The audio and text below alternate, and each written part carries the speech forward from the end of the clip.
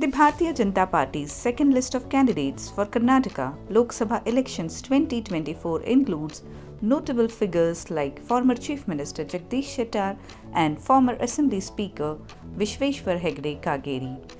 Shettar, contesting from Belgaum, has a varied political background within the party, while Kageri, replacing Anant Kumar Hegde in Uttara Kannada, brings 6 terms of MLA experience and a reputation for balanced views aligned with RSS ideology.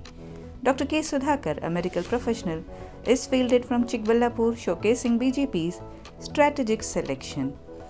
Raja Amreshwar Naik is the candidate from Raichur, further diversifying the party's ticket distribution.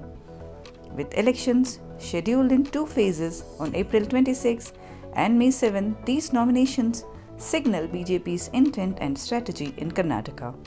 ನಾನು ನಿರೀಕ್ಷೆ ಮಾಡಿದ್ದೆಲ್ಲ ಕಳೆದ 3 ದಿವಸದಿಂದ ನಾನು ಹೇಳ್ತಾ ಇದ್ದೆ ಬೆಳಗಾವಿ ಲೋಕಸಭಾ ಕ್ಷೇತ್ರಕ್ಕೆ ಏನೊಂದು ಟಿಕೆಟ್ ಕೊಡುವಂಥದ್ದು ಪ್ರೊಸೆಸ್ಸು ಅಲ್ಲಿ ನನಗೆ ಸಿಗ್ತದೆ ಅನ್ನುವಂಥ ವಿಶ್ವಾಸ ಇದೆ ಅಂತ ಹೇಳ್ತಾ ಇದ್ದೆ.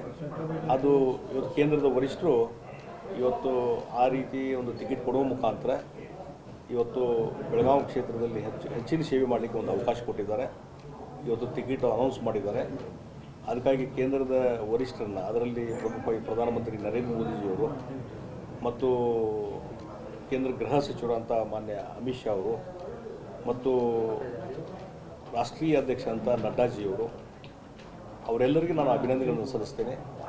ಮತ್ತು ಅದೇ ರೀತಿ ರಾಜ್ಯದ ಅಧ್ಯಕ್ಷ ಅಂತ ವಿಜೇಂದ್ರ ಅವರು ಮತ್ತು ನಮ್ಮ ಹಿರಿಯ ನಾಯಕರಂಥ ಮಾನ್ಯ BS ಯಡಿಯೂರಪ್ಪನವರು, ಅವರಿಗೂ ಸಹಿತ ನಾನು ಅಭಿನಂದನೆ ಸಲ್ಲಿಸ್ತೇನೆ.